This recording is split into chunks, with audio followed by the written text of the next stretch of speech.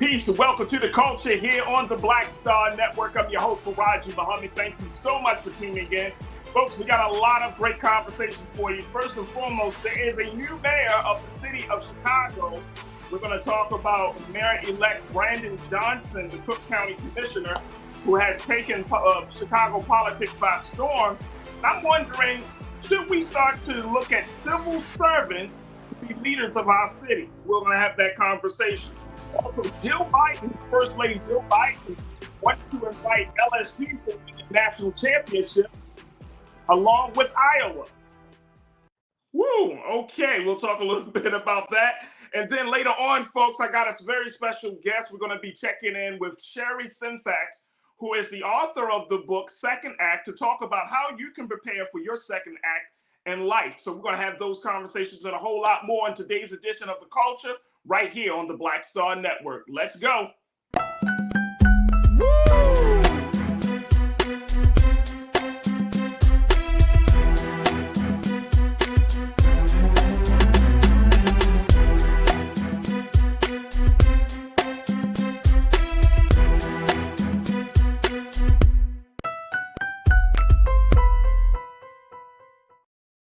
All right, folks, welcome to the culture here on the Black Star Network. I'm your host, Farajii. Thank you so much for tuning in and being a part of the conversation. I'm so excited because it's Wednesday. It's hump day. So happy hump day. Happy Wednesday, folks, to my online culture crew. Also, because, I got my sister on Wednesdays. My sister, Suzette Speaks, is going to be joining us in a moment. And she is the host of Suzette Speaks show on YouTube. And she is an attorney out of Miami, Florida. Yep. So we're going to check in with her. But today we're going to have a host of different conversations, and I'm very excited. Make sure y'all get ready to join me, crew, in the discussions as we stream live right now on blackstarnetwork.com. We're streaming live, of course, on the great Amazon News platform. We're also streaming live on YouTube and Facebook. We would love to hear what you have to say for these conversations. All right, first and foremost, let's talk about what's happening in Chicago. There has been a major political shift in the city of Chicago, the third largest city in the United States, where progressive candidate and Cook County Commissioner, Mr. Brandon Johnson, has officially been elected as the new mayor of Chicago. Wow. Now, Mr. Johnson, take a look at this, folks. This is coming out of NBC News. Mr. Brandon Johnson, who is a Cook County Commissioner and former teacher, he defeated the well-financed, tough-on-crime moderate Mr. Paul Vallis, who is a former CEO of the Chicago Public Schools, who promised to immediately bulk up the Chicago police ranks to curb a crisis of gun violence. Now, the victory caps a meteoric rise for Mr. Johnson, a 46-year-old who is a Cook County commissioner, an activist, and a member of the Chicago's Teachers Union, who in the first round of the mayoral race held February 28th, had been polling in 5th place before he finished second behind Vallis. He said, quote, "Today, we did not just acknowledge the assassination of a dreamer. Today, the dream is alive. So today, we celebrate the revival and the resurrection of the city of Chicago." Mr. Johnson also said that let's take this bold progressive movement around these United States of America. Chicago, we can show the country, we can show the world what's possible when we stand on our values. We don't have to choose between toughness and compassion, between the care of our neighbors and keeping our people safe. If tonight is proof of anything, it is proof that those old false choices do not serve this city longer. All right, so I know I got a lot of crew members checking in from Chicago. Y'all got to share with me what y'all think about Mr. Brandon Johnson getting into office, a Black man, Cook County Commissioner. He's an activist, and he's a former teacher. Yes, folks, a teacher. And I'm asking this big question because as I was looking at his story and his rise, I asked myself, this might be something we need to really talk about. And here's the question. Do you think that civil servants may make the best leaders for our cities? Let me go to my sister Suzette Speaks, bringing her in. Suzette, thank you so much for joining us as always on Wednesday. Good afternoon. How you feeling this afternoon? Fantastic. Hey, everybody. Good to be here. Yes. All right, Suzette. You're a political woman. You're a political wonky. I Talk to me. Chicago, this is a big city, third largest city. We know that this city has been plagued with violence. So one of the big things that Mr. Vallis and Mr. Johnson had to speak about was how they were going to handle crime. Mr. Vallis said that he would beef up the police department, adding more officers and all of those things. And and I never even heard this term before, just recently, Suzette. He's considered to be a conservative Democrat. We have Okay. those now, yes. Right. Okay. Like, what are we really saying, right? Right, exactly. Conservative Democrat. But then Mr. Johnson, who said at first that he was not going to add any money to the police, he had to kind of walk that back. He said, all right, I'm going to add some money to the detectives to help solve the crimes, to help solve some of these homicides. But then he also said, if I'm going to add money to the police department, I'm also going to add some mental health responders as well. So I'm going to bring in some folks that know how to handle the mental health challenges of various citizens, which I see as a trend happening all across this country. Now there's a bigger conversation about having police officers and mental health professionals both on scene at certain calls. But this is interesting. It's an interesting shift. Mr. Johnson and Mr. Vallis, what's your take? Well, first and foremost, it's always great to be here. Thank you for having me as always on Absolutely. Wednesdays. I will start by saying this was a close photo finish. Let's start there, right?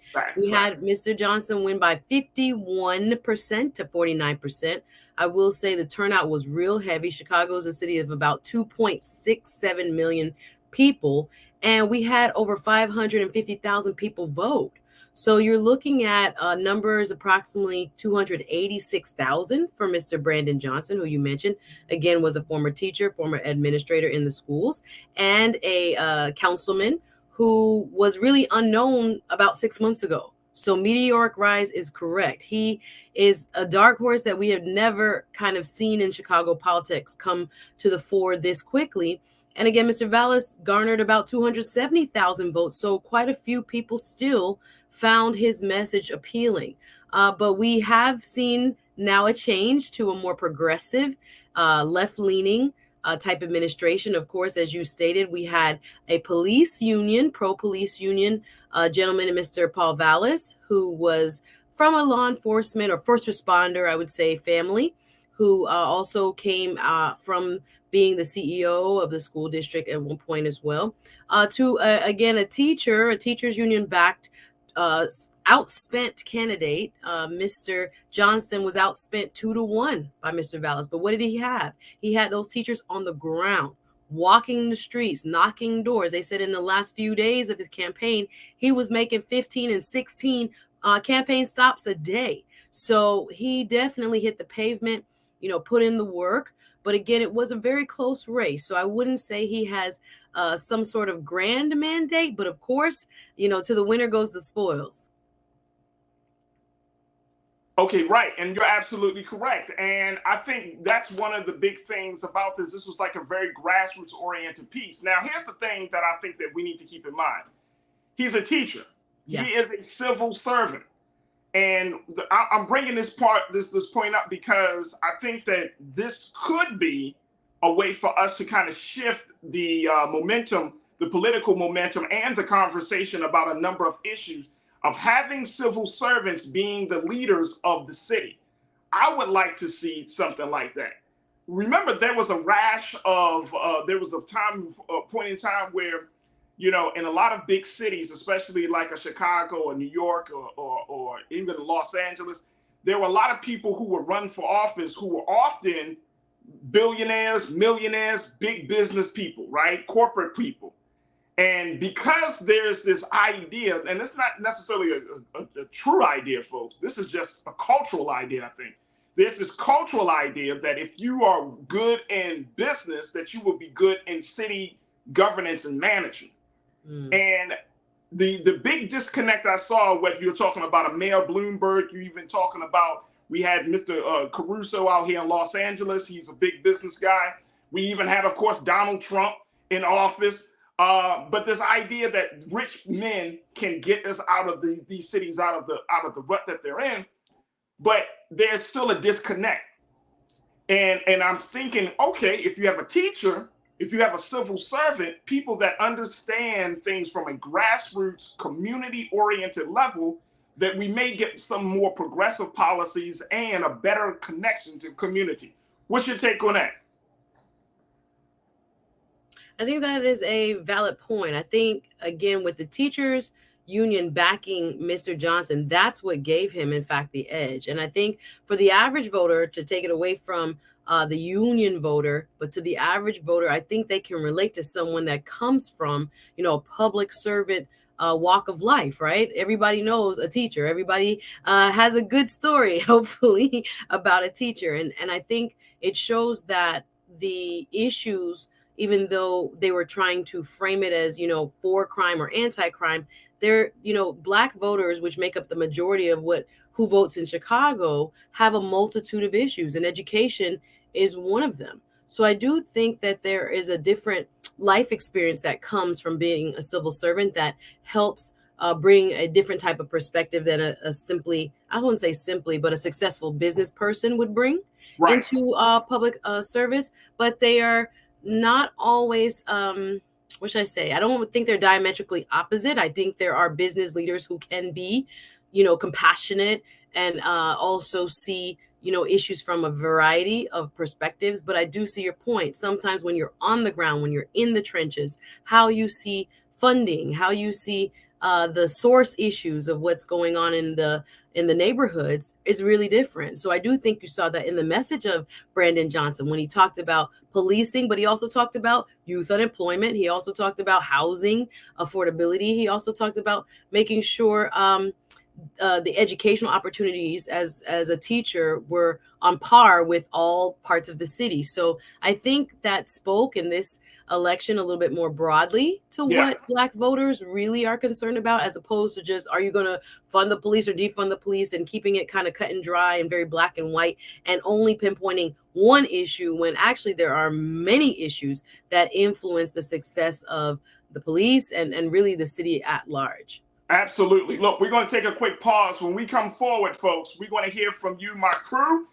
Get your take on this. What's your take on Mr. Brandon Johnson? What is your take on his idea of civil servants being leaders of our city? Do you think this is the best direction, or should we consider another option? Join us in the conversation. Post your thoughts on YouTube, on Facebook, and of course, we are streaming live on Black Star Network and Amazon News. So stay with us. More conversation about Chicago up next here on The Culture on the Black Star Network.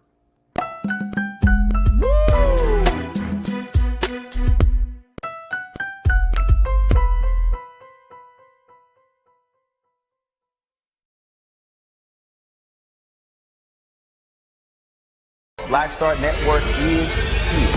Oh, no punch! I'm real revolutionary right now. Thank you for being the voice of Black America. All momentum we have now, we have to keep this going. The video looks phenomenal. See, there's a difference between Black Star Network and Black-owned media and something like CNN. You can't be Black-owned media and be scared. It's time to be smart. Bring your eyeballs home. You dig?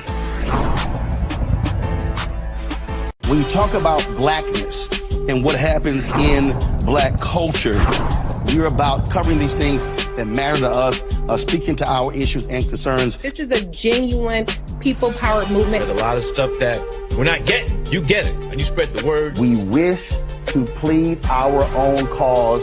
Too long have others spoken for us. We cannot tell our own story if we can't pay for it. This is about covering us. Invest in Black-owned media. Your dollars matter. We don't have to keep asking them to cover our stuff. So please support us in what we do, folks. We want to hit 2,000 people, $50 this month, raise $100,000. We're behind $100,000, so we want to hit that. Y'all money makes this possible. Check some money orders. Go to P.O. Box 57196, Washington, D.C. 20037-0196. The Cash App is $RM Unfiltered. PayPal is R Martin Unfiltered. Venmo is RM Unfiltered. Zelle is Roland at RolandSMartin.com.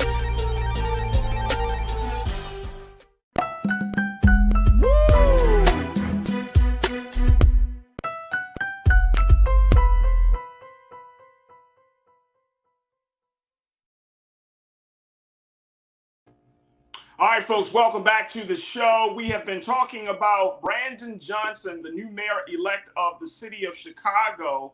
He was just officially crowned or officially voted as mayor yesterday. And we got a little bit of tape about him. So take a look and let's listen to just what he said in his victory speech. There's so many people who are responsible for this moment.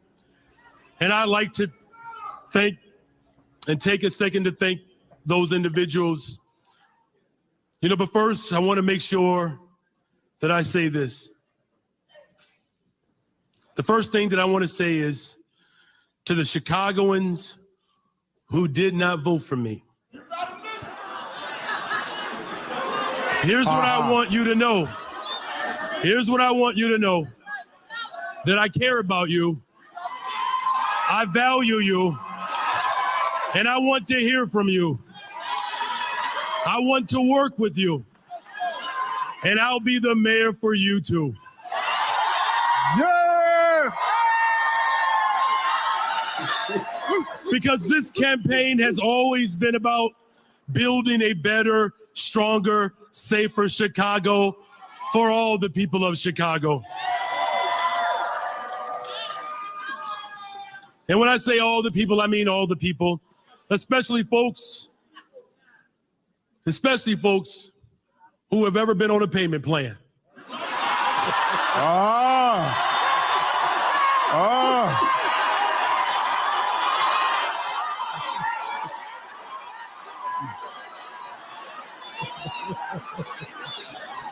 So from Lincoln Park to Humboldt Park, from Jefferson Park to Garfield Park, there are so many people that made this possible. Of course, I want to thank my God. Aren't you glad, Chicago, that we serve a God who was at the beginning and the end? Hallelujah. That was, of course, Mayor-elect Brandon Friends Johnson have been telling friends about Colonial Penn guaranteed talking a little bit about how he was going to serve those who didn't even vote for him. The numbers around that, Suzette, is about around 270,000 people who did not vote for the mayor. And so, for him to make that point, I think is necessary. You know what I mean? I think even Mr. Vallis and former Mayor Lori Lightfoot even mentioned that they will both be more than willing to help them in the transition, making sure that the transition is efficient and effective, which is, it's all the good political stuff. You know what I mean, Suzette? Yes. But the 270,000, he made mention of it. But, I think that's necessary. I think a lot of people, we're just tired of the partisan politics at this point. Yeah, I think at this point, you do have to, whenever you step into office and there was such a very close race, you do have to try to bring in the people who were in the other tent, right? This is a part of politics where people who did not really like you or like your policies. And sometimes I think even in this race, we have to acknowledge that there was a stark difference when it came to racial tensions. I think sometimes we do not want to acknowledge it, but there was, undertones of why one candidate was stronger than the other. And part of it came from Mr. Johnson being an African-American man, only the third African-American man to lead this great city. So I think there are a lot of, naysayers who didn't actually like policy. There are also some who were seemingly led by other motivations. But we have to acknowledge that, everybody is not going to get the outcome that they want, but we still have to bring the party together. Again, they were both Democrats. One was more, again, center-right or so-called conservative, and we had a progressive winner. So it is incumbent upon him to now go back and try to reach across to the very passionate supporters of Paul Vallis and say, I am open to hearing from you, even though you did not win this election. All right, let me ask you a question, Suzette. Because part of me is still like, all right, that sounds all well and good in the campaign speech. He was preaching too. He was bringing up Martin Luther King and right. everything. But I mean, do people? I mean, you know, do sentiments of people when their candidate doesn't win? Do they really just be like, "All right, we're going to just help," or do they get more divisive?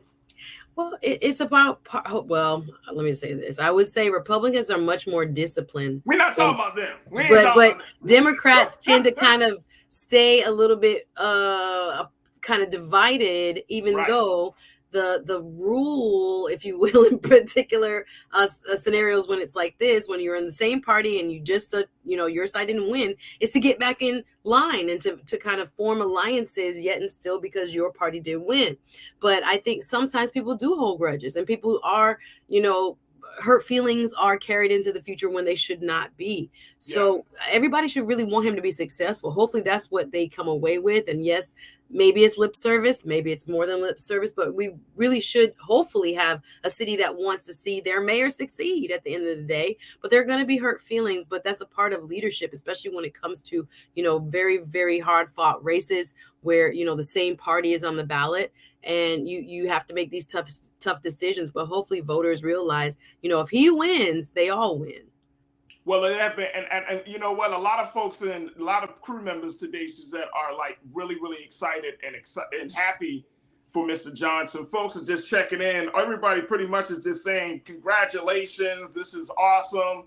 My man Conscious Thought said we dodged a bullet with him in Chicago, and the other young lady, the liberal Supreme Court Justice in Wisconsin, Pratisowicz. So we're folks are feeling like this is a good direction, and it's not a bad deal when you have a progressive thinking black man in serving in the helm of a major city like Chicago. Now, here's the thing. I think that this is the thing that I think about all of the candidates when they get into those big positions. When we talk about accountability, we got to have realistic expectations about what they're going to bring to the table and how long it's going to take for them to turn some things around. Generally, I give a candidate a good year before they start to kind of go delve into their agenda. Because for that first year, they're getting their transition team. They're still trying to work through understanding all of the systems. And then more importantly, they're trying to figure out whatever the previous administration left over. They try to clean up and say, all right, we gotta set that right before we move forward on our agenda. So I give it about a good year. So I hope that people have realistic expectations. What do you say about that? Having realistic expectations.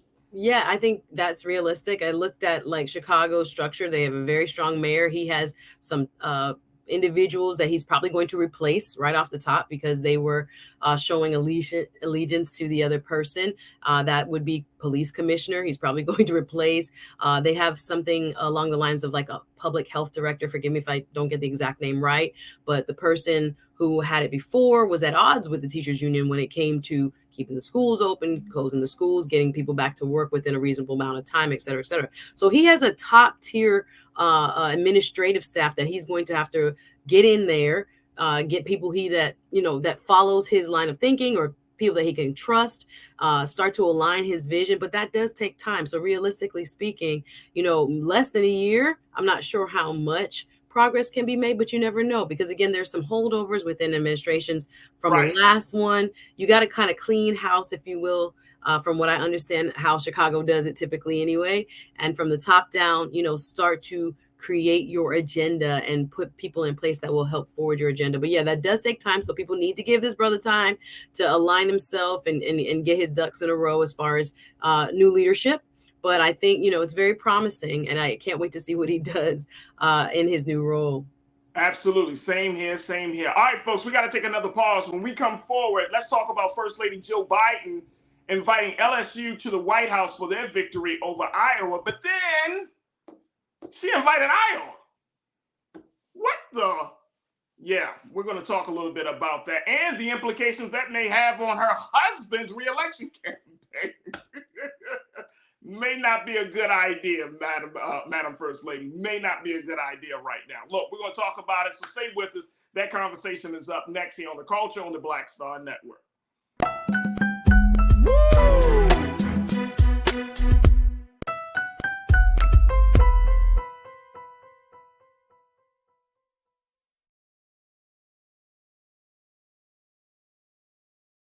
hatred on the streets. A horrific scene, a white nationalist rally that descended into deadly violence.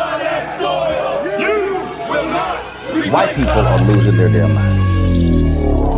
As an angry pro-Trump mob storms the U.S. Capitol, we've seen shooting. We're about to see the rise of what I call white minority resistance. We have seen white folks in this country who simply cannot tolerate black folks voting. I think what we're seeing is the inevitable result of violent denial. This is part of American history. Every time that people of color have made progress, whether real or symbolic, there has been what Carol Anderson at Emory University calls white rage as a backlash. This is the rise of the Proud Boys and the Boogaloo Boys. America, there's going to be more of this. Here's all the Proud Boys, guys. This country is getting increasingly racist in its behaviors and its attitudes because of the fear of white people. The fear that they're taking our jobs, they're taking our resources, they're taking our women. This is white fear.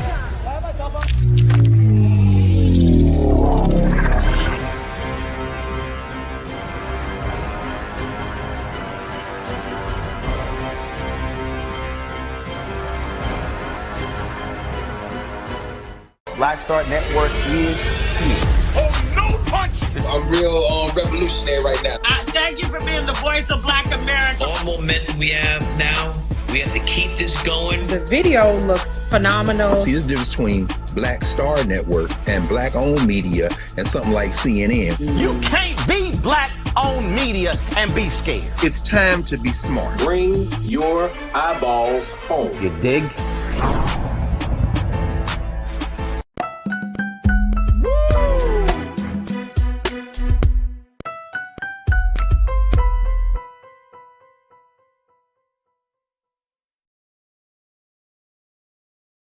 All right, folks, welcome back to the show. Let's talk about what's happening out of the White House as it comes down to sports. Now, as we know, there was a big brouhaha around the fact that LSU defeated Iowa for their first national women's basketball championship this past weekend. Everybody's been talking about Angel Reese. Everybody's been talking about the battle between her and the team against Caitlin Clark of Iowa. We understand that. But now, that's the whole story gets a little bit interesting. Now, it is in tradition that the winner of the national championship for both men and women's side of the NCAA game is invited to the White House. But this year, First Lady Jill Biden decided to kind of break tradition and not just invite the winning team, but also the team that lost. I'm not understanding this. Let me bring my sister Suzette Speaks back into the frame here. I'm not understanding this, Suzette. Why did they get a trip to the White House? Madam First Lady. Madam First Lady. Madam First Lady. I'm trying to understand. First of all, you know what? Her husband should have been like, Jill. You're killing me. You're killing me. Ooh. You're killing me. I got the black vote. You're killing me. You're killing me. See, what's wrong? What's wrong, Joe?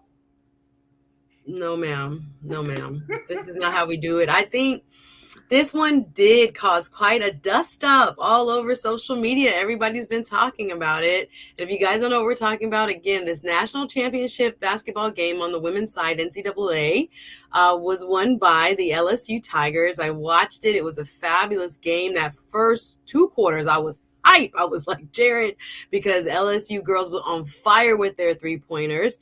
They initially got a little heat from Mrs. Clark off of the Iowa starter lineup, but again, they shut her down. And again, it was all smoke from there. And we saw what was a show of strength and unapologetic, like, I don't want to say just attitude, but in terms of like confidence from the LSU Tigers. And again, we have to mention, I guess, that elephant in the room, that the LSU Tigers are a majority black team, right? They had the swag, they had the drip, the wigs was looking pretty and the lashes was on point, and a couple people got tats and stuff. So they are kind of not the picturesque, for some, American darlings.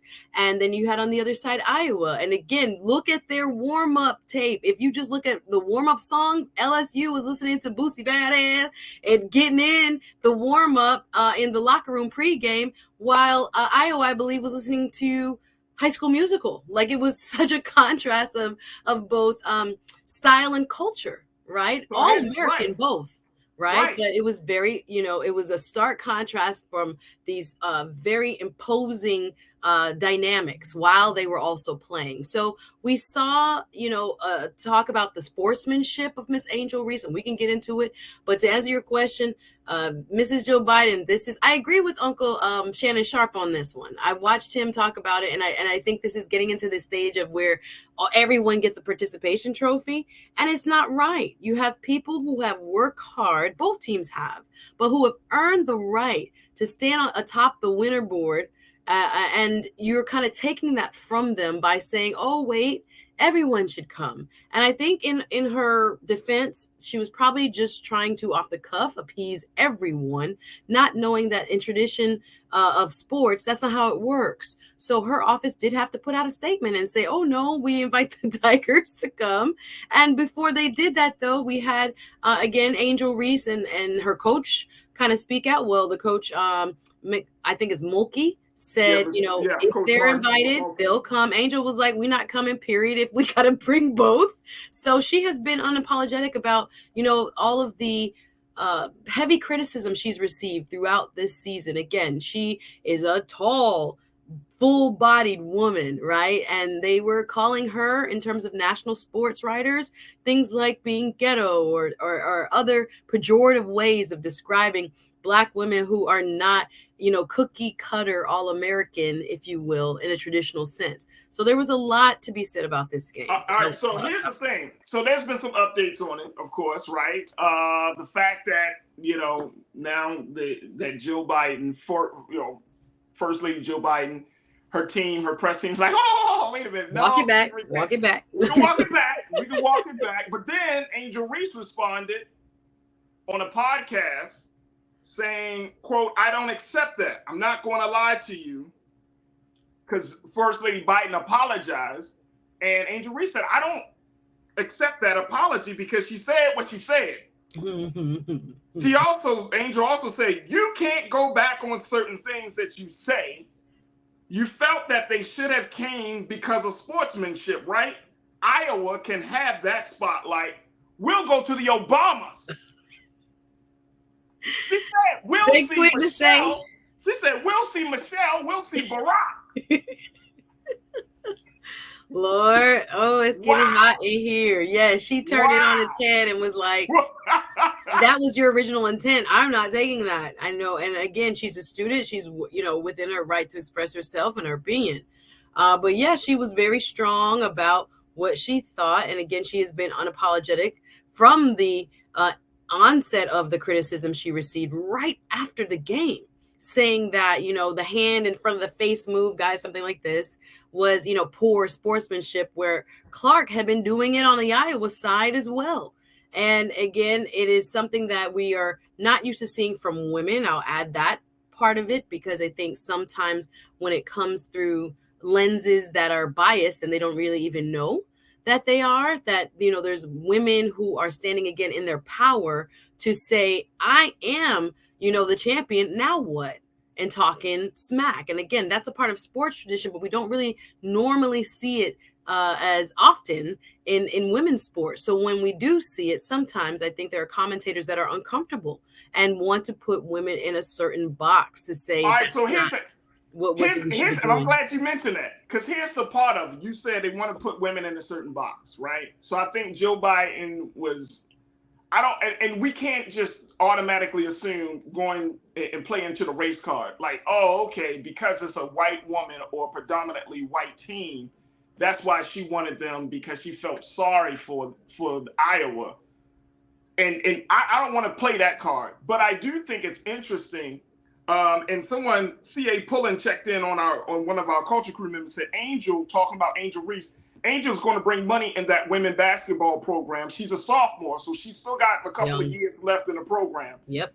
She's going to bring money to the program. She will sell tickets. Now, here's the thing. When we see Black athletes and on the college or even on the professional level who do bring some level of buzz and pizzazz and energy and all of that good stuff and vocal and unapologetically Black, part of my concern is that they don't become like a freak show at the circus. Does that make sense? Am I going too far in thinking like that? No. We again, our culture can we be exploited by everybody else except us. We can't have our culture, but when it becomes profitable, oh wait, we're down with them. Now that you got the backlash and everybody seems to be pro Angel Reese. Oh yeah, we're gonna put. I've seen her in a couple commercials, and I thought to myself, is LSU getting this money? Is NCAA getting this money? Is she getting this money? Like I don't know, but I hear you. Yeah, we can. The pendulum can swing in our direction, but we might be more so, what should I say, the objectified, or kind of symbolic winner. And again, are you laughing at us? Are you laughing with us? Is it because your hand was forced to have her now in your commercials? Because the national sentiment among sports writers, or I could just say people on Twitter, because there were some people that, again, congratulated her, said, the well-deserved win. But there were mutterings of what kind of winning team is this, and kind of trying to throw them under the bus. And again, the look of both teams was, very stark in terms of the contrast of styles. And again, it doesn't necessarily have to have an implication of, because of their race, but the style of play was just different, right? The bravado after the shots, there was bravado on both sides, but LSU got that flavor. When it was coming down after the threes, I was feeling them. I like to see that type of play, that more, what should I say, show woman style of like, I'm going to let you know I'm good. I'm confident in my threes. I'm confident in my shot, and I'm going to celebrate after, et cetera, et cetera. So I think, again, there was this feeling as if, they had done something, quote, wrong. And I think I'm glad so much of Twitter, Instagram, and many other, predominantly Black voices were coming through and saying, no, it's a double standard here. And we got to call it out. For whatever reason it originates, we got to call it out. Our girl is not wrong in this scenario. All right, so here's this. We got to take a quick pause. When we come forward, we'll continue the conversation, because I didn't know this. But see, this is why I love the show, because we got a crew that's like, hey, Farajii, what about the part? Let me know. Yes. Let me just tell you, my crew, check it in, and I love it. Folks are like, hey, yo, Farajii, you got to bring up the part where First Lady Jill Biden wanted to visit the locker room of LSU, but Angel Reese and the team said no. She wanted to meet with them before the game, and they turned her down. Before the game? I did not know that. Thank you, Culture Crew. Okay. This is why I love the crew. So, there's apparently, I don't know, Keenan, if we can find any video, if there's some video of that, but this is interesting. This seems like this was a little bit of a little beef simmering before the game. Or they didn't want to get their game day. I'm going to take it back to my high school days. I'm not going to say I know what goes on at these levels, right? I used to play a little ball back in the day. But you don't want to get your players distracted and, oh my gosh, the first lane. No, we're here on a mission. So I could see it in multiple different ways as to why they might not have wanted her there pregame. I can also see, Suzanne, I can also see who Angel Reese voted for. Yeah. Angel Reese she wrote in hers like Barack. Is that with a B-A-R-A? Listen, they've been giving her a hard time since she kind of walked out on the court, and it was I think her moment to say, look at me now. All the critics, all the people who kept me, again in that box, and thought that I wasn't, prepared, right? Because I don't meet a certain standard of, you could call it beauty, you could call it style or sophistication, economics. There are so many parts of this that, she received heat for and criticism for throughout her short career already as a sophomore. So she got to say what was in her heart. For all y'all that kept calling me ghetto, I'm going to let y'all know right now, I'm a champion. Now what? So It was her moment to shine. We got to take a quick pause. When we come forward with more conversation, we got more thoughts about this. But again, folks, let's make sure that our sister Angel Reese is not put into some crazy ass position where she becomes this sideshow of this whole drama of women's basketball. Folks, stay with us. We got a lot to cover as we continue the conversation about LSU, Joe Biden, and Angel Reese right here on The Culture on the Black Star Network.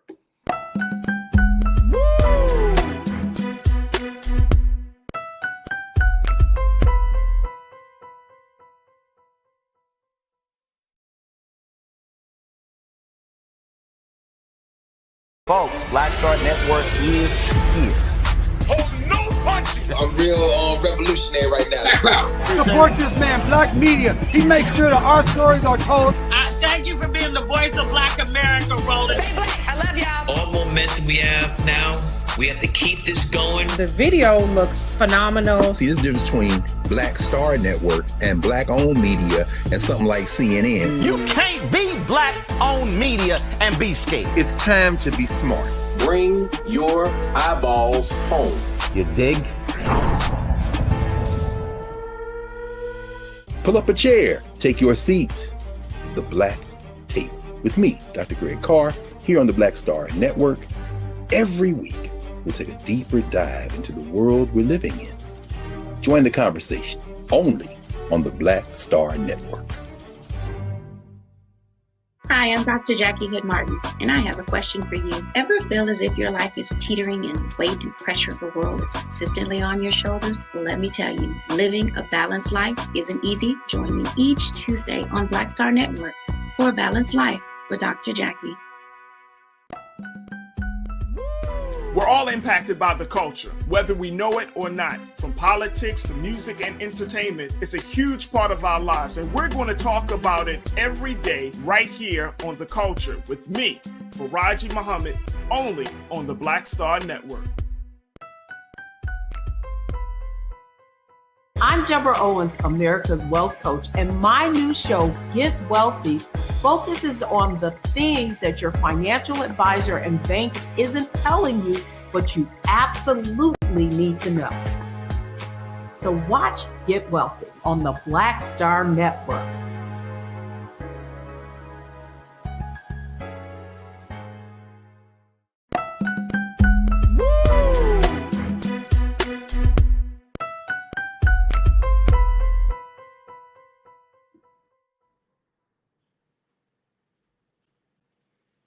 All right, folks, welcome back to the show. We've been talking about the beef between Angel Reese and First Lady Joe Biden, LSU and Iowa. I mean, it's just so much beef out there right now. Let me bring my sister Suzette Speaks back into the frame as we talk about invitations and folks being disinvited and folks wanting to be there and then folks don't want you to be there. It's a lot. It's a lot to try to figure out. It's certainly a lot to try to figure out. Let me go to Culture Crew member Sam Crenshaw. Sam, you posted, you said, quote, "I am glad Angel Reese is unapologetically herself. Don't be like the other generations and back down, shaking my head." So I'm glad that I think we like that. But again, let me just say this.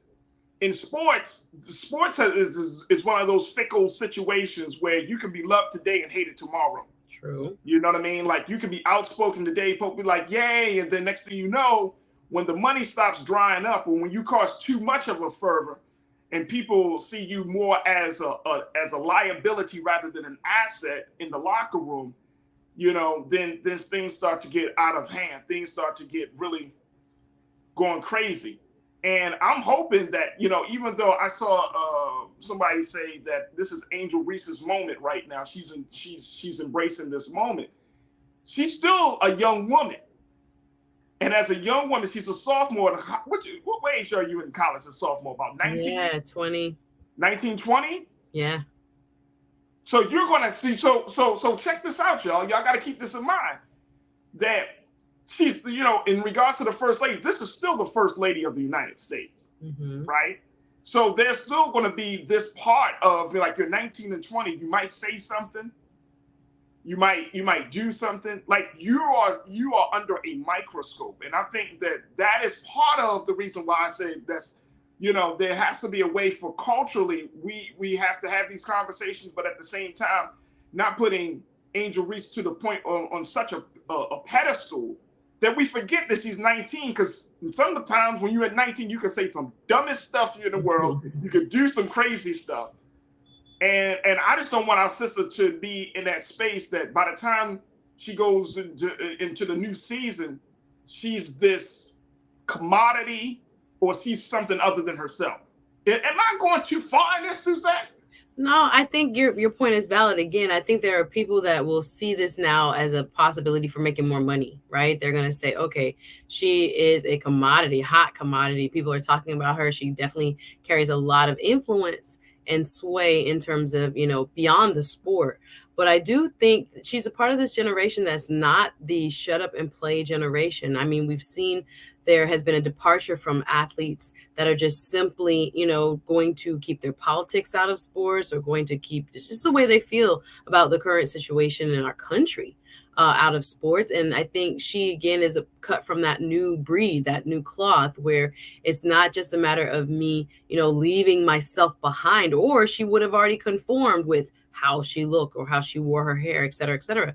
But this young generation is not really having it like that. They are going to be much more unapologetic, I think, than generations before. I do think she does have to be careful in terms of, again, I speak from a person that's older than her, careful what? So I think that we know the ramifications long-term for kind of stepping into it and going too far and crossing certain boundaries. I think we have to have, you know, media training, and hopefully her program has parts of that in terms of how they're helping her to become just a better commodity, right? She is now the hot thing, and she should profit off of that. She should. But there are other people who are going to look at her and say, all right, this is it. This is what the culture wants. And we know how much influence the culture has on mainstream America. Let's put her in, you know, these kind of positions or this type of commercial, et cetera, et cetera. So hopefully she has a good team around her. Hopefully the school has a good team around her so that she can make the best decision for her future. Well, that's what Derek Jones checked in and said. Derek, you said, can someone with some sense pull Angel Reese aside and tell her to shut up until she gets a media coach? She is being exposed. Well, I understand the sentiment. You know what I'm saying? Like, again, I understand this is a new place. This is a different space for her. So I totally understand the sentiment. Now, here's the other part of this, that when Angel Reese was being interviewed, she told the host, Brandon Marshall, that the team was not happy that President Biden's pre-tournament bracket, he predicted that the Tigers would actually fall to Michigan in the second round. And he stuck with his Pennsylvania roots there. And Jill's alma mater, and he said and he picked Villanova to win the national title over South Carolina. So she went on record to say, quote, I think Joe Biden has put somebody else to win the national championship. He didn't even put us on his bucket to get us out of Baton Rouge. I think that's okay. Let the man pick his bracket. I don't think that has anything personal to LSU. You can pick whoever you think is going to win. That's the way the brackets work. So I don't know the feeling of hindsight being 2020, like you should have picked us and why didn't you pick us to begin with? I don't think we can go that far and hold him, you know, as some sort of conspiratorial, you know, anti-LSU fan or them, anti-them. I don't think that has enough significance for me to bring up. But again, when you are feeling, you know, the joy and the confidence of the moment, is us against the world. So she's 20. I kind of get why she would bring that up. But for me, objectively speaking, I do not see that as being some sort of, you know, anything racial or anything like that. He's going to pick his brackets. And that's what you do. But you know what?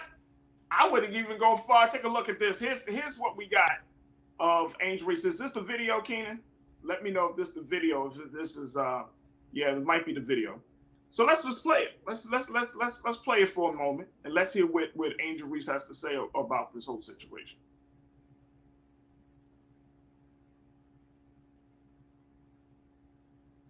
All right, we're gonna get the sound. The audio, yeah. Yeah, we're gonna get the sound up. All right. So he's just showing us that this is no. Apparently, she was supposed to come to our locker room before the game, but we said no.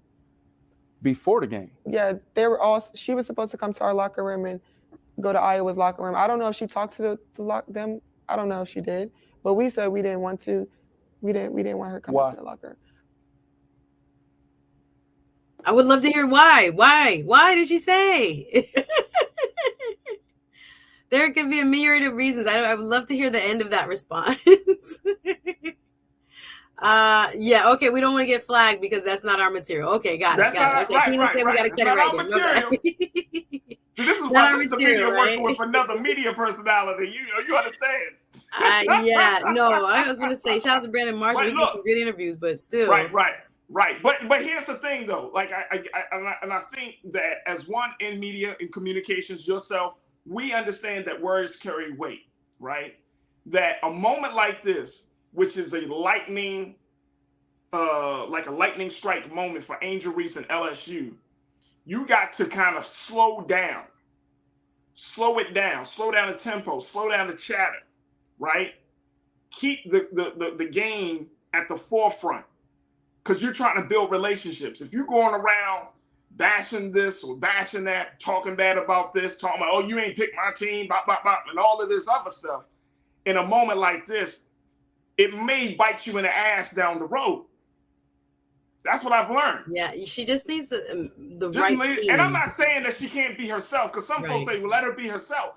It's not about being herself, but here's the thing, though. Here's the thing. See, sometimes I think we get so excited that, you have this young, black, beautiful sister, young, black, beautiful brother. And we get excited and we just like let them roll. But you can't, we got to stop doing this. I've seen this time and time again, Suzette. When we have brilliance, young brilliance on display for the whole world to see, that's when we close ranks. We don't throw them out to the wolves, because sports is a wolf's den. Yeah. You know what I'm saying? Politics, wolves den. You just don't throw your people out to the wolves, because these are the future. So considering that this is the future, then we got to be very strategic about how we position them, how we raise them up. I mean, we can't just put them out there that's we saw. And again, I'm going back to what we saw with Sha'Carri Richardson, right? Very similar. Look at what happened to Sha'Carri Richardson. Yeah. We were, oh my gosh, she's doing a thing. She unapologetic. Let the sister, bop, bop, bop. Next thing you know, when she starts stop winning the matches, right? When she started to speak out on certain things, now we embarrassed. Right. Yeah, it's all in preparation. We have the benefit of hindsight. We have, 10, 15, 20 years on this young lady. So we know, what a wolf's den, as you call it, this world can be when it comes to media, when it comes to fame and popularity and being the woman of the moment, et cetera, and how easily you can fall from that pedestal. So I do think if it's not the LSU people, because I think that's her first line of defense when it comes to their communications office and other professionals that hopefully can prep her for, the bigger stage that she's on now, right? A week ago, she wouldn't have had this platform, but she's still who she is. But that doesn't mean there cannot be others who either mentor, maybe from outside of the school, or, those close to her, knowing that, again, she's carrying a large weight on her shoulders now. It's not just her speaking for herself. She has a platform. So She has to be much more cognizant of what she says. Again, I don't know that she will be, but she should be, because again, long term, to maximize her earning potential, she doesn't need to, step in it, so to speak, to ruin this beautiful brand that she's already creating. So I think for her longevity's sake in the sport, for her long-term earning potential in the sport, for her draft potential in this sport, all those things need to be considered when she is now hopefully preparing herself for continued status in terms of what she's earned, so that she uses it wisely and is not squandered on foolish mistakes. I mean, let me tell you, I'll never forget, it's like, when I listen to like certain voices, especially in the sports world, when I listen to Shannon Sharp, Uncle Shannon, and others, right? And I mean, I'm like really listening to him, and I know you listen to him too. I love Shannon Sharp. You know what I'm saying? Like, but when he gives you that real like guidance, like not from Shannon Sharp, but like, bro, Let me share with you how this thing works, right? That 50-some-year-old man wisdom. That's seen a few things wisdom. And again, I'll just want to share, just clarify what I mean. I say foolish because she's super young, so she's gonna make mistakes, right? And we should allow her to. Yeah. But I don't want her to make unforced errors. When I say foolish mistakes, I don't want to make unforced errors. But go ahead. I just want to clarify that. And I'm glad you clarified that. And let's keep it real. The way the cancel culture and the way the culture is in general at this time, you say one wrong thing, people want to, and again, you're done. And then in the sports world, as an athlete, you have to be strategic. LeBron James can say whatever he wants at this point, right? But he have a whole PR team around him. You got a whole PR team. The tweets. He can leave basketball. He can leave basketball. He gonna live well. But if you're trying to get further along, you do have to make sure that just surround yourself. Again, I'm not mad at the sister for speaking out or sharing what she wants to share. But at the end of the day, it's like sometimes we don't want to push her to the point where she loses that, or she is commodified or overexposed, or she's seen as some sideshow or something like that. Like, we have to figure out a way culturally to make sure that the sister understand, like, yeah, we got you, sister, but you don't have to speak everything. Yeah, you don't have to speak on everything, right? And one of our crew members said, you got to learn how to pick your battles. Good. Because guess what? Yeah, Caitlin Clark ain't saying nothing. She came out and she said that there shouldn't have been any kind of, backlash over so-called bad behavior when it comes to poor sportsmanship. I saw her give an interview stating that. So she did speak up on behalf of Angel Reese, but it's taking away from the actual game and what was accomplished by this incredible LSU team. They're shooting. Dumb girls, which I'm talking about, was her name Carson, from long threes, was just so confident, shaking and baking and just doing their things. We're talking less about just the wondrous feat of what preparation does and what that teamwork does, and believing in oneself and coming back. They were down by a little bit early, but we're not talking about that. We're talking about almost the cultural.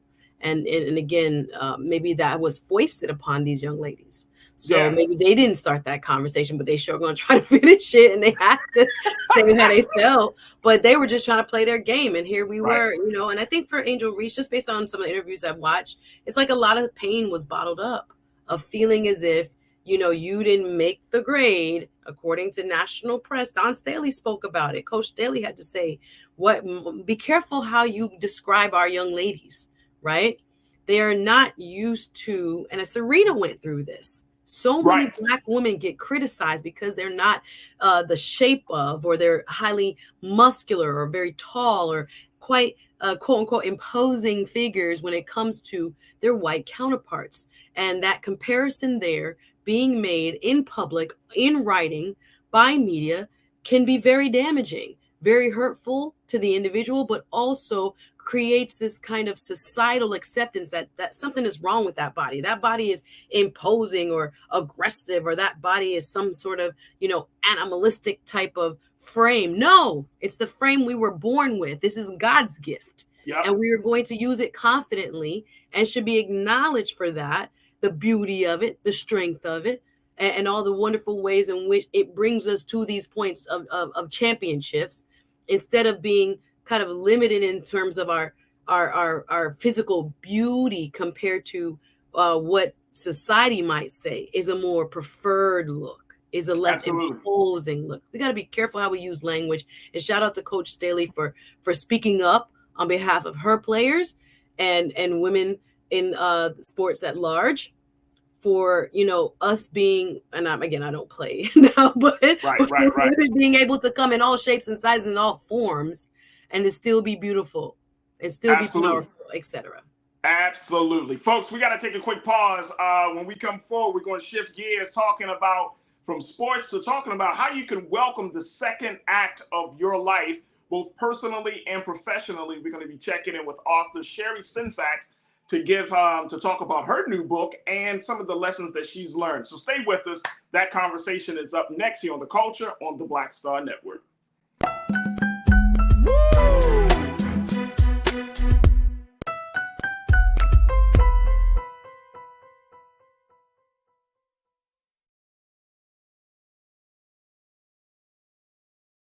When you talk about blackness and what happens in black culture, we're about covering these things that matter to us, speaking to our issues and concerns. This is a genuine people-powered movement. There's a lot of stuff that we're not getting. You get it, and you spread the word. We wish to plead our own cause. Too long have others spoken for us. We cannot tell our own story if we can't pay for it. This is about covering us. Invest in black-owned media. Your dollars matter. We don't have to keep asking them to cover our stuff. So please support us in what we do, folks. We want to hit 2,000 people, $50 this month, raise $100,000. We're behind 100,000, so we want to hit that. Y'all money makes this possible. Check some money orders. Go to P.O. Box 57196, Washington, D.C. 20037-0196. The Cash App is $RM Unfiltered. PayPal is R Martin Unfiltered. Venmo is RM Unfiltered. Zelle is Roland at RolandSMartin.com. Black Star Network is here. I'm real revolutionary right now. Thank you for being the voice of Black America. All momentum we have now, we have to keep this going. The video looks phenomenal. See, there's a difference between Black Star Network and black-owned media and something like CNN. You can't be black-owned media and be scared. It's time to be smart. Bring your eyeballs home. You dig? Hatred on the streets, a horrific scene, a white nationalist rally that descended into deadly violence. White people are losing their damn minds. As an angry pro-Trump mob storms the U.S. Capitol, we've seen We're about to see the rise of what I call white minority resistance. We have seen white folks in this country who simply cannot tolerate black folks voting. I think what we're seeing is the inevitable result of violent denial. This is part of American history. Every time that people of color have made progress, whether real or symbolic, there has been what Carol Anderson at Emory University calls white rage as a backlash. This is the rise of the Proud Boys and the Boogaloo Boys. America, there's going to be more of this. Here's all the Proud Boys, guys. This country is getting increasingly racist in its behaviors and its attitudes because of the fear of white people. The fear that they're taking our jobs, they're taking our resources, they're taking our women. This is white fear.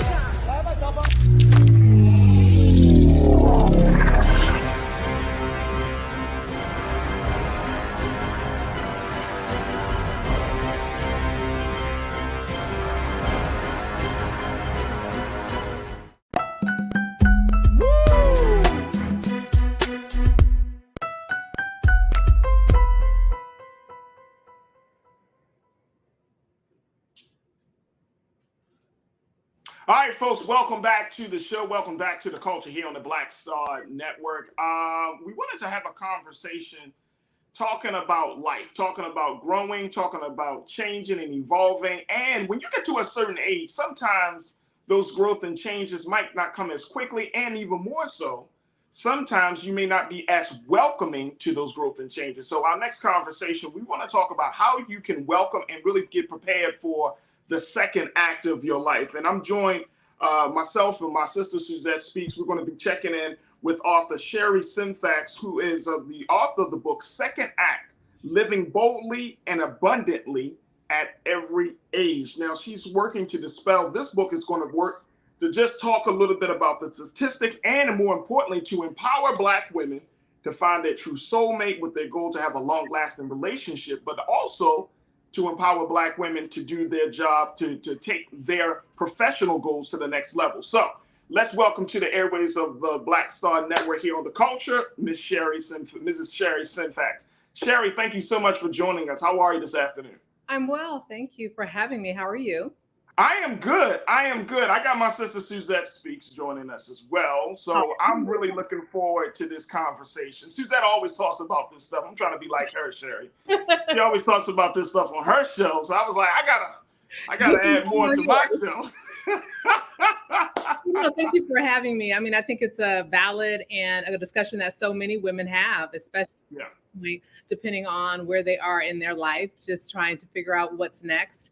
And I had a very powerful journey at a certain age in my life, made some major changes in my life, and really do live the life that I desire. And I think we all can. And the book is just a backdrop of how I did it, kind of where I was and where I'm at now, and that gap and that journey and getting there. So often we have a life and people observe it and they're inspired by it, but they don't understand, how to get it. So I put down my blueprint, but it empowers others to create their own version of their journey to get the life that they desire.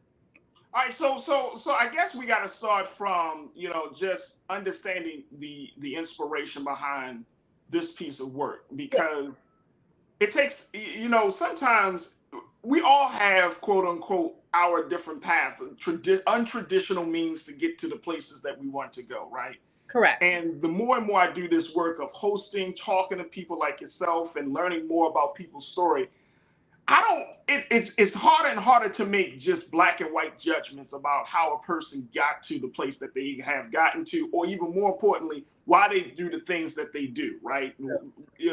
And understanding their human behavior. And I think it's absolutely fascinating that you hear that we understand, and more importantly, listen to people's stories, because their stories really is the key to understanding who they are. Absolutely. I agree. Everyone has one, right? A story. Right. It's not that everyone chooses to put it in words for others to see it, partly because maybe their fear of judgment and things like that. So if I could go back just a little bit, I think part of what ultimately got me here is I met and married my husband during the pandemic. And my husband is an entrepreneur, very much forward in social media. So we'd be on social media, and there were so many women that were reaching out and just saying our story inspired them. It was picked up. We're in Philadelphia, so Philly Mag, the New York Times covered our wedding. We were in O Magazine around just living life, living the life you desire. We've been in Essence. We were on 2020, the 24 months that changed the world. And so we really had a national platform for people to see us. And I was 51 when my husband and I got married, 50 when we met, 51 when we got married. And so often Black women at a certain age are really told that it's kind of, the options are limited for them. There's all these negative narratives around Black men and who's available and their worth and their value. And they would ask me how I met my husband. And my answer to them was honest. It was, I met myself. I learned to love and fall in love with myself before I could even attract a man that would love me the way that I needed him to love me. So that was the inspiration behind the book, sharing my journey of how I fell in love with myself, created an amazing life, and then attracted an amazing man. I love my husband and we have an amazing relationship, but it doesn't define me, and it's a byproduct of the other things. I was already very comfortable in my single season. I was already very comfortable in certain accomplishments that I made. But I recognize so often for us Black women, we define ourselves by those accomplishments because society tells us what we have to deem as important. So we believe our degrees are important, our titles and things like that. Whereas now, and I used to lead with those in relationship, but as I evolved, fell more in love with myself, understood my personal worth and value, what I bring to a relationship is my positivity, my optimism, the strength in my character.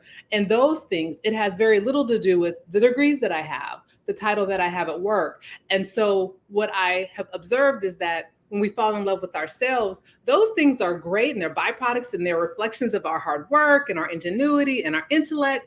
But it's the inside of us that makes us beautiful. And that's what we bring to relationships of all types, whether they're professional, personal, or romantic. So as I continue to evolve, my professional life elevated, my personal life elevated, my relationships with my friends that I've been friends with for a long time, those relationships deepened. I got out of my own way and was fearless, moved from Oakland, California to Philadelphia, Pennsylvania, knowing very few people, but created a beautiful social network for myself because I just attracted like-minded people, and the goodness in me and the love for myself attracted others that were similar. And so that was the, again, inspiration behind the book, and just sharing very vulnerably how I got there and how others can look at lessons they've learned along the way, whether that's for me being in an abusive marriage at one point, whether that was being in a bad relationship, not so much bad from an abusive perspective, but just one that didn't value me just because that person had a title of lawyer. Like I was, because society tells me that a lawyer is a good husband or a good or I look good with a lawyer, or society tells me I have to be with a man, so I'm with a man by any means, versus being comfortable with saying, no, I'm okay with being by myself because I love and I'm comfortable with myself. So those were the types of reckonings that I had to make, recognition that I had to make, and be honest with myself and accountable with myself. So often we hear women say, oh, he wasted my time. And I tell them all the time, he didn't waste your time. You wasted your own time. There was an opportunity for you to reassess, reevaluate, and make a move and leave. And you didn't, for a myriad of reasons. You didn't want to be lonely. Society says we shouldn't be single, whatever the reasons are. So just some of that being, looking in the mirror at myself and understanding the changes that I need to make to live the life that I wanted to live. And I do, and I live that now. Hey, Sherri, you want me to pass? Do you want me to pass the plate? Oh, yes. Because you're taking me to church right now, Sherri. Hey, Brother Damon, she's taking us to church. Look, before we move further along, I want to make sure that people can connect with you because your story is so inspiring and fascinating. Pretty Brown Mimi on one of our online culture crews. She said, Farajii, I love Sherri's story. What are her socials? So let's put your socials out there. How can people contact you? I normally do this at the end, but I want people to get this information early. Yeah, we're on Instagram, my husband and I, at JustFax, JustPhax. It's the play on our last name, Sifax. Oh yeah, there we are right there. There we go. You can go to my website, www.justthefax, again, JustPhax.com. And the book has a website, www.secondactbook.com.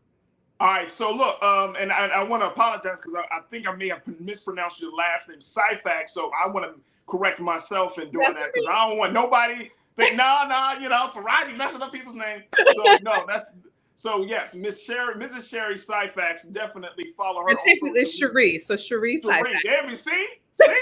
And that's all good. Correct me, sis. Correct me. All right, look, I want to bring my sister Suzette Speaks into this conversation because Suzette, this is what Sherri is talking about is something that I think is so important, which is this idea that first you got to love yourself. That once you really, and I'm not talking about in a very superficial way. No. Once you really kind of work through the reckonings, and I love how you say that, Sherri, that you work through these reckonings of these cultural norms that you got to ask questions about, these personal norms that you may have been exposed to when you were growing up. Suzette, we gotta break through all that wreckage to get into a new place. I absolutely love it. What's your take? There's so much, and I applaud Miss Sherri for her, ability to kind of put this on paper so people can read about love after, let's say, 40, because I think there is this narrative that is very pervasive, especially here on YouTube, where I spend a lot of time doing my show about women of a certain age not being able to still be quote unquote marketable when it comes to being someone's partner, right? In a heteronormative relationship, that there is less desire, too much baggage, too old is what I hear a lot of. And I'm grateful that there is a counterweight or some sort of testimony as to, that's not everybody's story and that there is love after a certain age. I want to ask you, because I'm playing devil's advocate here, because I talk about relationships and what women should be doing. And I guess that may go against what your whole premise is, that there is no should be doing. But I looked at the numbers just real quick to see the number of Black men who has never been married as of 2020 and a number of Black women who have never been married. And according to the census, 51% of Black men as of 2020 has never been married. And 47% of Black women have never been married. Why do you think that is? All right, hold on. Hold on. I got to take a break. Because See, why do you do this, Suzette? I just want to know, because I'm like, there's so many theories in my head, but I want to know what my sister thinks so we can get deep. Love having No, we got to talk about it. Sherri, I want to take a break. I don't want to have to cut you off. So let's take a break.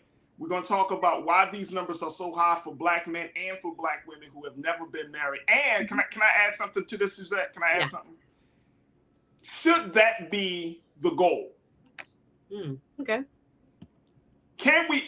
And I'm just using this person as an example, not to throw shade, because I love them both. Or can we have an Oprah Stedman style relationship and still be happy, where they're not officially married, but they have a life partnership? So I want to kind of explore this a little bit more. So, folks, we got to take a quick pause. When we come forward, we'll continue the conversation with Sherri Sifax, author of the new book, Second Act. We got my sister Suzette Speaks. And of course, I want to hear from you, Corinna. I hear you, Corinna. I got you. You putting yourself in a position. Trust me, he coming. Look, we're going to continue the conversation. Stay with us. There's more coming up right here on The Culture on the Black Star Network.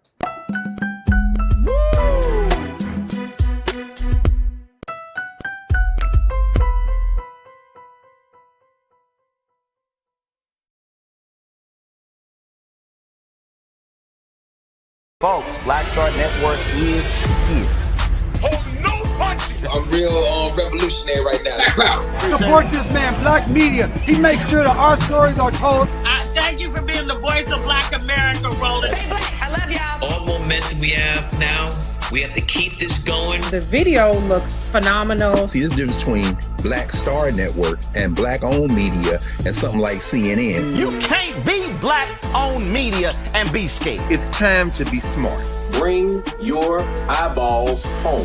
You dig? Pull up a chair. Take your seat. The Black Table with me, Dr. Greg Carr, here on the Black Star Network. Every week, we'll take a deeper dive into the world we're living in. Join the conversation only on the Black Star Network. Hi, I'm Dr. Jackie Hood Martin, and I have a question for you. Ever feel as if your life is teetering and the weight and pressure of the world is consistently on your shoulders? Well, let me tell you, living a balanced life isn't easy. Join me each Tuesday on Black Star Network for A Balanced Life with Dr. Jackie. We're all impacted by the culture, whether we know it or not. From politics to music and entertainment, it's a huge part of our lives, and we're going to talk about it every day right here on The Culture with me, Farajii Muhammad, only on the Black Star Network. I'm Deborah Owens, America's Wealth Coach, and my new show, Get Wealthy, focuses on the things that your financial advisor and bank isn't telling you, but you absolutely need to know. So watch Get Wealthy on the Black Star Network.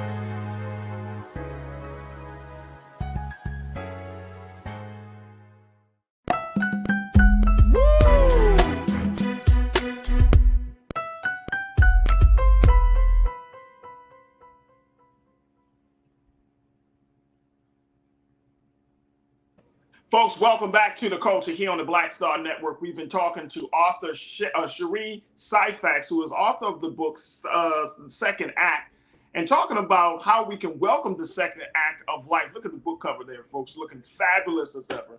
Lovely. And we're very, very happy to have our sister joining us, as she's talking about everything from having the second act of your relationships to your professional career. And of course, I'm joined by my sister here every Wednesday, my sister Suzette Speaks, as we have these conversations. But Suzette, you posed a question that I think is absolutely pivotal, where you started to look at the data that you found that about 51% of Black men have never been married, and a little bit around 47% of Black women have never been married. Is that the data? Yes, and as a contrast, for example, back as far as 1970, it was 35% of Black men and 27.7% of Black women had never been married. Now, again, for Black men, 51.4%, according to census.gov, and 47.5% of Black women have never been married. Sherri, talk to us. What do you think is happening there? Yeah, so a couple things. One is not everybody wants to be married. So therein lies, people can make choices. And so I am not an advocate that you have to be married. I wanted to be married. So that was what I manifested for myself.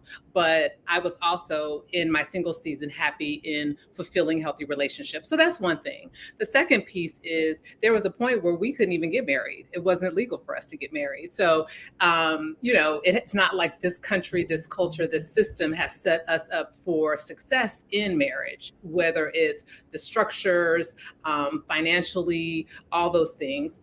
And we don't even understand that financially it's more beneficial and advantageous for us to be married because the tax structure is so much more beneficial to people who are married. But that's not conversations that we are having usually at our kitchen table to understand how we benefit and leverage and take advantage of the system that we are in, because the system was not created for us.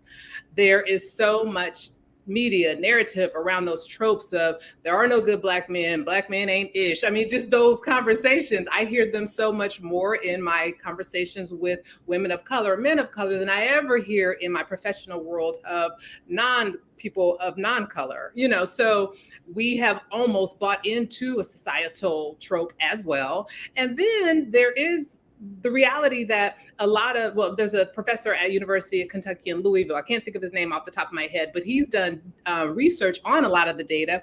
And a lot of that data is for certain communities. It's not all communities.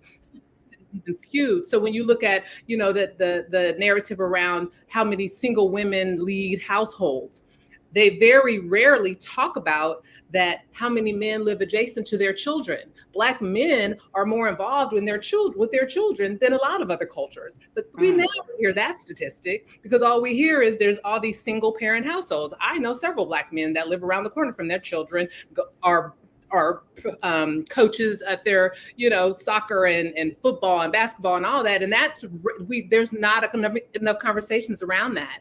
So, we can choose what we consume, and what we consume, thoughts become things, the words become our world. If those things are consistently at us and those are the conversations that we're constantly having, then that becomes some reality. That's not my reality. I got married during the pandemic, so my wedding was smaller, 80 people, 60 of them were married. I know beautiful married couples everywhere from having a second marriage to being married 30 years to being married 7 years. So when I look at the world, those statistics, I don't let those statistics dictate kind of how I choose to navigate my life, because I just think structurally there's so many things that are against us in our community for us not to thrive, that if I were to listen to that, I wouldn't have, multiple degrees. I wouldn't because I couldn't even be educated or read in this country, a couple decades back. So that's how I look at that. But the main thing is not everybody wants to be married. That's not everybody's end goal.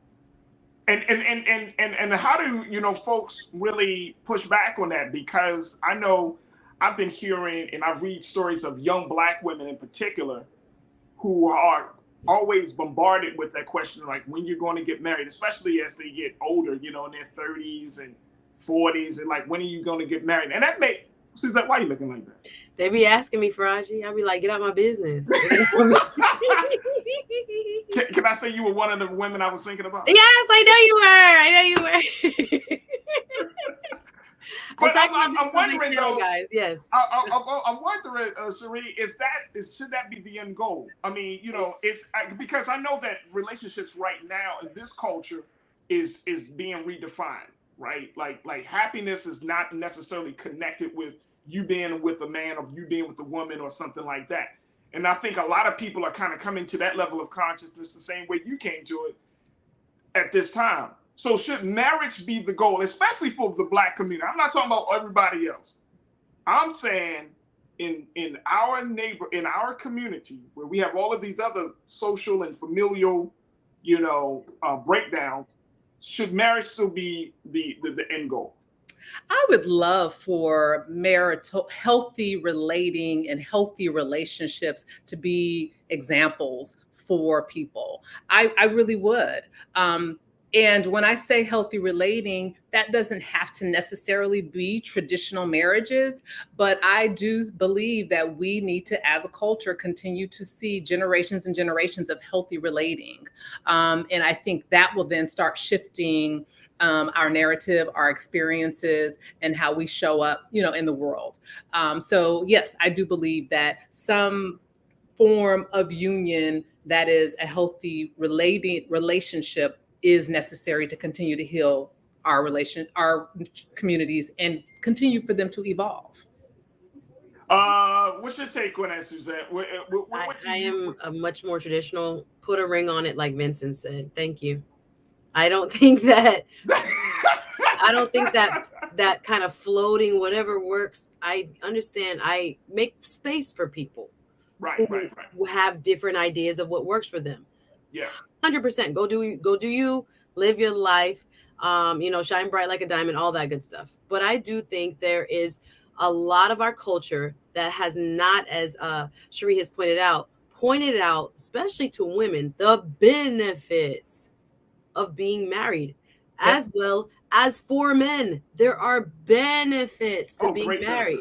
Married men tend to live longer. Married men make more money. Married men, obviously, if you are able to have the opportunity to have children, et cetera, and tax-wise, there's so much more benefits. Of all the cultures, we are so religious, but I just don't see in our culture, even within and without the religious organizations that we have, purportedly, this promotion of marriage. It's like everything else is cool, but no one to try to appease maybe the social framework that is being given to Black women.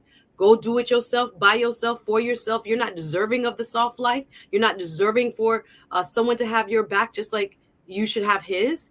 I feel like there is some kind of, maybe it's me, a larger agenda to why you would want to keep these arguments going on, as Sherri pointed out, between Black men and Black women. You don't see it in other cultures the way you see it promoted here, both on right here in social media, on YouTube, etc. But within ourselves, we have internalized this narrative that we can't trust one another, that there's something wrong if a man seems too good, or he has to be perfect, 6-figure, 6-pack, whatever, for you to get with him. No, that perfectionism and what we think of as, the high expectations we've set are, I think, a part of what I would add to what Sister Sherri has pointed out, that has kept us from one another, I'm speaking from the female perspective, of course, but I just think as a culture, we've done ourselves a disservice into thinking like, again, why marriage? The statistics show that children do better. People make more money. There is a reason why our counterparts don't play about marriage, even if they get divorced and marry again, and get divorced and marry again, get divorced and marry again. There's a benefit there that we're not. No, there's a great benefit. Look, I'm asking because this is part of the culture, right? Like everybody doesn't think on a, we're not monolithic in our view on this. So we got to bring it up. Yes, ma'am. And let me just point out, and I apologize to interrupt, but let me just point out this, because I tell people all the time, I was successful by myself, absolutely successful by myself. But my husband and I, what we're able to accomplish together, we just bought a restaurant and bar in Philadelphia. That's something that I don't know I would have been able to do by myself. There's a life there's a security that I feel with my husband that I just did not quite have as a single person. I knew I was okay, but there's just a security that I have with my husband. So that is the natural order of things. And it is definitely, when we talk about our finances and so many other things, that elevates us as well. And so, I think that union is so important. And I just think seeing us, again, that positive relationships where people can look at those and look at examples of those, our children and so many others, I think that's so strong and it's so powerful. And it's what will help with the healing process of our community. Absolutely. Corinna, you said also, just because I desire a relationship doesn't mean I'm unhappy being single.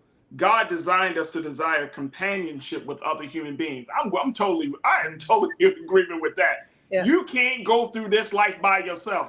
And Suzette, to add to that point that you made, I think it's a bunch of BS when people are like, oh, my single, I'm so happy that like, come on, let's keep it real. Like, I'm not saying you can't be happy single, but at some point, careful, it's Farajii. Okay. Careful, Farajii. Go ahead. It's okay to desire companionship. 100%, That doesn't make you less. And I think for me, I told myself, there were times before my healing journey where I told myself I was okay being single because I was afraid of rejection. I had not done the work yet to attract the proper person. So my relationships weren't successful. So I had almost subconsciously brainwashed myself into thinking that being single was okay.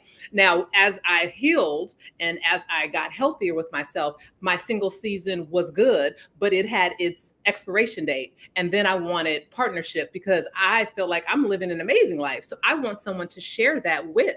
That is kind of naturally how we're made up. Absolutely. Now let's just shift gears on the professional side, because this is also part of the second act that you talk about in your book, Sherri, which deals with, that you might go into a career and been there for a long period of time, 15, 20, 30 years, and then you leave that space, and now you pray, you think you venture off in being an entrepreneur, or you decide to do a different line of work. Talk to us about how does a Black woman prepare for that major transition in that space?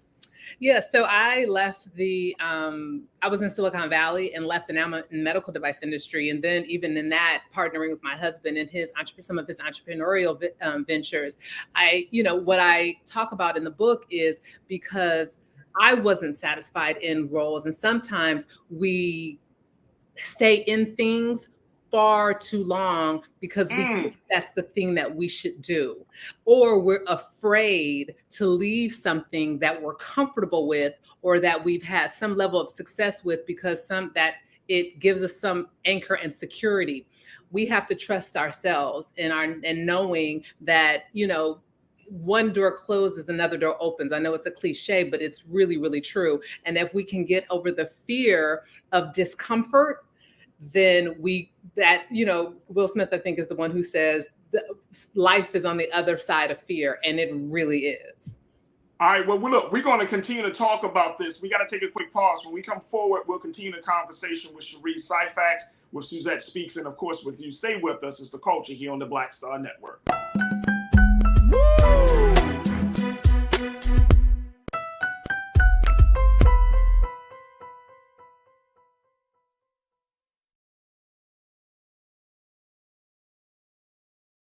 Hatred on the streets, a horrific scene, a white nationalist rally that descended into deadly violence. White people are losing their damn minds.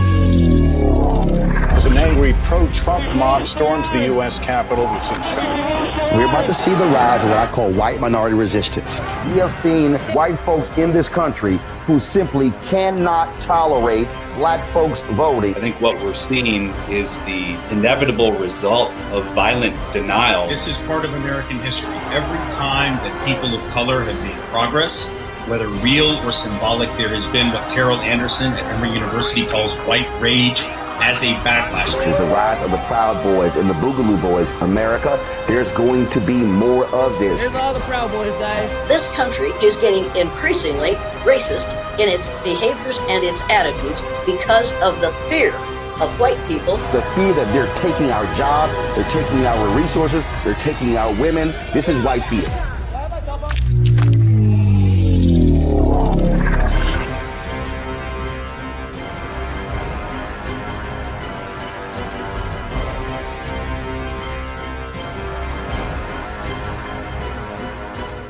Black Star Network is here. Oh, no punch! I'm real revolutionary right now. Thank you for being the voice of Black America. All momentum we have now, we have to keep this going. The video looks phenomenal. See, there's a difference between Black Star Network and Black-owned media and something like CNN. You can't be Black-owned media and be scared. It's time to be smart. Bring your eyeballs home. You dig?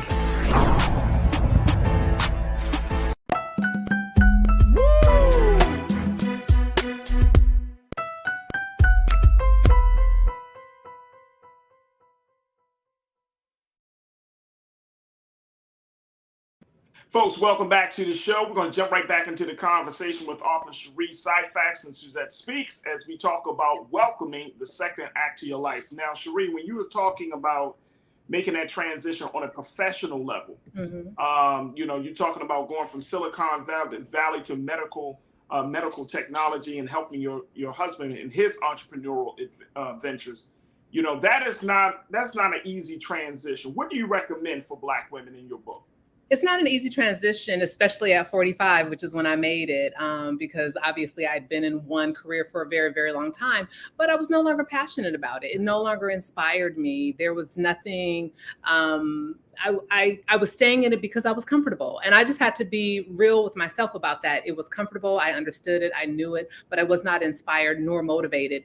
And in work, that's what you should be. But I also recognized that there were ways that I won't say sabotage myself, but I was not always I wasn't always the easiest employee. I tended, because of some of my own insecurities, I needed to be the smartest person in the room. I needed to challenge at everything. And I recognized I had to just get comfortable in myself so that when I went into my new career, that's just not who I had to be.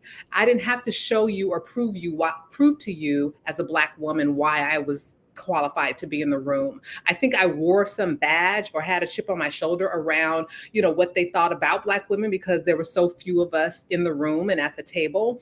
And because of that, I came in like a bull in a china cabinet, versus understanding that I needed to be a collaborator, a bridge builder. I wanted to make sure that I wasn't off-putting, but yet people could embrace what I said. And by being able to hone and refine my communication style and skill and the way that I approach things.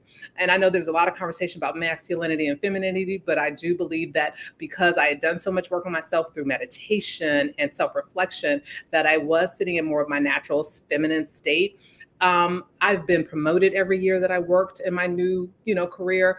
I have made relationships and things where, I'm constantly reached out for positions in different jobs and opportunities. And so I know it just required, again, healing some of that trauma about not being worthy and not being good enough, and being comfortable in who I am and what I brought to the value that I brought to my employers. Also being comfortable with being me. I talk about in the book, going to my interviews with my natural hair versus needing to press it or needing to look any other way than who I naturally was and wanted to be. And that's still, shout out to the sisters that press. It's not even making a decision, but it's for me not feeling like I needed to be, a character or something that I wasn't, being totally confident in how I presented and what I was comfortable with. And so all those things, I strongly encourage us to be and understand our worth, our value, our worthiness, and just how really amazing that we are as Black women. And, any organization is fortunate to have us. We have so many talents, but we also have to just be mindful in how we show up. And we, just being mindful about those things. So that is a lot of what has contributed to my professional development and growth and success. And I coach other women to do the same. Absolutely. So, and I'm wondering, and Suzette, maybe you can. We got about a couple of minutes left before we end this part of the discussion. Making that transition is not easy, but how do you balance it all? Because you gotta have. I mean, Suzette, she's an attorney. You know what I mean? And I don't know if Suzette, I don't know if you want to ever stop being an attorney and go into TV full time or anything like that. But how do you balance that? And I'm thinking as well, Sherri, that you got to have certain pieces in place in your personal life to kind of prepare for the transition in your professional life. Like you got to have, if you're with somebody, you got to have their understanding and their blessing to work with your schedule, your new schedule. If you got your family, your friends, if you got children to support, like there has to be some things in place, correct? Oh, absolutely. Again, I don't go, I'm not in places that don't honor me and don't support me. So that's personally. So to your point, having friends that are my cheerleaders, having friends that are encouraging me to say, girl, move to Philadelphia. Don't stay here. You're stagnant here. Having people that are really willing to be honest with you. And then also having safe places and spaces to be able to share your fears, your concerns, some of your insecurities, so that they can remind you of how you are and who you are. Also understanding, what your capabilities are. I if I figured I learned one industry, I can learn another, but making sure that I'm handling my business in that. It doesn't just come just because I say it. There's some investment that I have to make in myself and in the career that I want to have. So it's multi-pronged approach, but to your point, absolutely, your community needs to be supportive of you, but you have to understand, you have to also question, what kind of community have you attracted? Are they ones that are willing to be your cheerleaders and be supportive? And how are you reciprocating that? Are you being the person that you need to someone else? So, energy goes both ways and it flows. It's a reciprocal thing. And so you have to show up for people the way you ultimately need people to show up for you as well. There it is. Sherri, how can people get more information? How can they get a copy of your book, The Second Act, Living Your Life Boldly and Abundantly? So you can go to the website, www.secondactbook.com. It's also on Amazon, Barnes & Noble's, Books A Million. If you're in Philadelphia, it's at Harriet's Bookstore. And then, like I said, you can follow us on Instagram at JustFacts, JustPhax. And then our website is www.justthefacts.com. Get on my newsletter. I always have inspirational notes that I send out weekly and would love to be part of our community. And if you are in Philadelphia, come to Booker's Restaurant and Bar in West Philadelphia, where my husband and I are there every weekend, so you can meet us. There it is right there. Sherri Sifax, thank you so much. She is the author of the book Second Act, Living Boldly and Abundantly at Every Age. There you go, folks. Thank you. Y'all support our sister. It's been an amazing conversation. Yes. She's continuing to do some great work, having conversations about making sure that you can live boldly and abundantly in your relationships as well as in your professional careers. Sherri, thank you so much. We'd love to have you back on as you continue to make moves and continue to enlighten so many of our people. But thank you for being with us and joining us. And more importantly, Sherri, thank you for being so good for the culture. Awesome. You too. Thank you. Absolutely. All right. Folks, we got to take a quick pause. When we come forward, let's talk about Tyler Perry and his interest in buying BET. Stay with us. It's The Culture right here on the Black Star Network.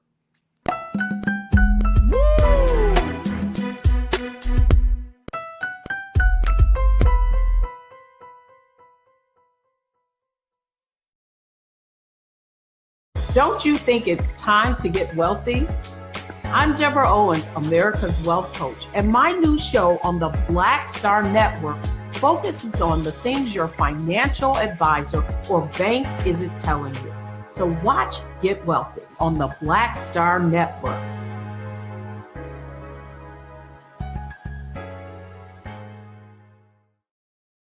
Hi, I'm Dr. Jackie Hood Martin, and I have a question for you. Ever feel as if your life is teetering and the weight and pressure of the world is consistently on your shoulders? Well, let me tell you, living a balanced life isn't easy. Join me each Tuesday on Black Star Network for A Balanced Life with Dr. Jackie.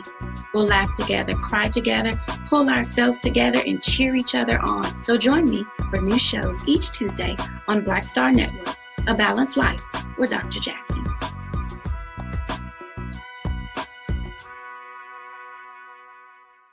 Pull up a chair, take your seat.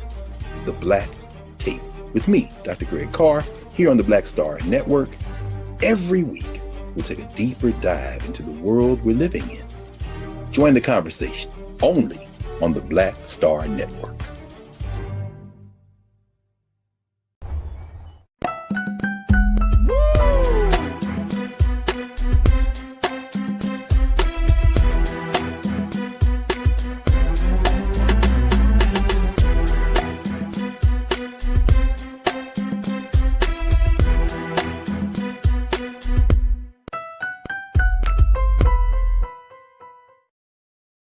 Folks, welcome back to the show. Let me bring my sister Suzette Speaks back into the conversation. I'm about to get your name all. Sherri, Suzette. It's all good. All right, look, we got a couple of moments left. First, that was a dope conversation. That was dope. The sister bringing up some excellent points. Absolutely. So, super dope. But look, let's talk about this very quickly. Tyler Perry has now shown some interest, Suzette, in buying BET. Now, he said in a recent interview with Entertainment Tonight that he's making it abundantly clear that he plans to acquire the company that includes BET and VH1.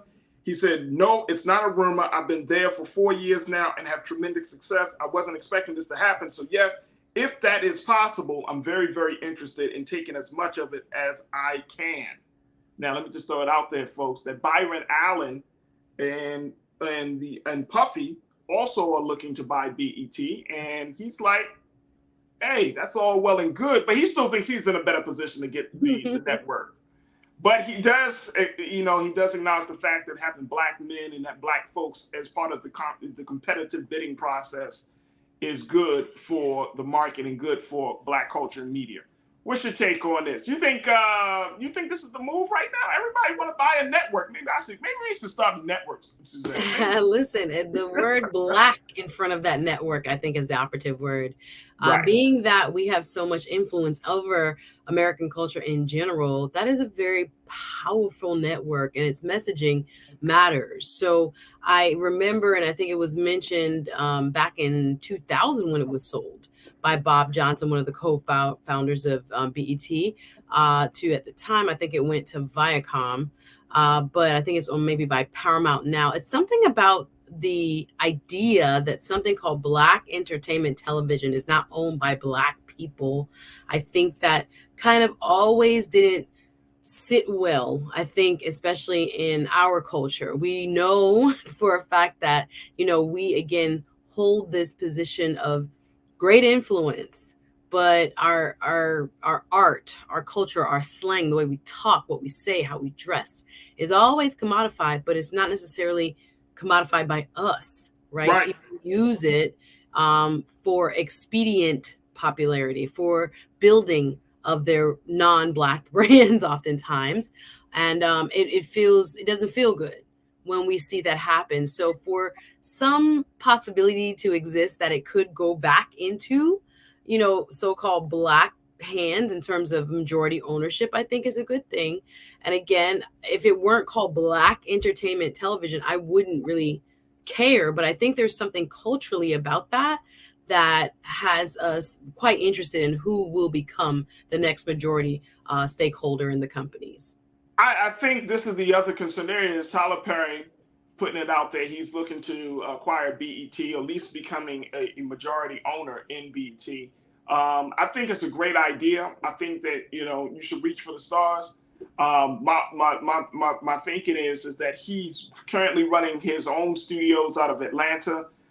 Does he have what it takes to run a second studio and have that studio to be competitive enough against some of the other giants that are putting out content? Now, that's one concern. But the other concern is, and I'm going back to what Corinna said and a couple of other folks in the crew are saying, will his shows bring the caliber of the shows, the quality of the writing? Will it be stepped up? That's the big concern. Because you can have the network, but if your shows aren't really rocking like that, nobody's tuning in. Nobody watching. I guess there are people who are in love with Tyler Perry's writing style and how he is evolved from just a Medea brand to, now some serious dramas and almost soap opera style. I watched The Oval on BET. I thought that was really compelling, and I watched some other of his new kind of productions and work, but there are people who are not big fans of his when it comes to his movies and think that, he should allow others in the writing room. It's only him, right? He produces, right? You get all the credit for what his, creative vision is, right? And other people saying, well, maybe you need to allow other people to come in and quote unquote, according to outside, commentators, strengthen in their view, his work. But yeah, I mean, it depends on who you ask. Some people are big fans of Tyler Perry's brand and his brand of, both TV drama as well as comedies. But I wonder if it will be just a 24/7 Tyler Perry. I hope not. Experience. I don't know if he'll make room for other writers and show producers and things like that. I don't know what his vision is, but yeah, there are people again who love his work and other people that feel like it should kind of be a little bit more deep. Absolutely. Suzette, I appreciate you as always, sister. Folks, you can check out my sister, Suzette Speaks, on her YouTube show. She has a dynamic show, great conversation. Make sure y'all support her. She's on the Patreon platform as well, so definitely support her. but she's doing fantastic work. And Suzette, always thank you so much for being so good for the culture. Thank you for joining me today. Thank you for having me, everybody. Can't wait to see y'all next week. Take care. Absolutely. All right, folks, that's going to do it for us. I thank y'all for checking in. I want to thank Sherri Sifax for checking in and being a part of the conversation. I want to thank my team for making the show happen today. Make sure you support us here at blackstarnetwork.com. Go to the website, download the app for free, and also financially give to make sure that the work that we're doing as a Black media, digital media space continues to happen. So make sure you follow us also on social media at Black Star Network, and follow yours truly, me, Farajii Muhammad, on The Real Farajii on Instagram and Farajii on Twitter. All right, stay tuned. Up next is Roland Martin Unfiltered. As always, never be afraid to challenge what's wrong, stand for what's right while being yourself in the process. God willing, we will talk tomorrow for another exciting edition of The Culture right here on the Black Star Network. Peace.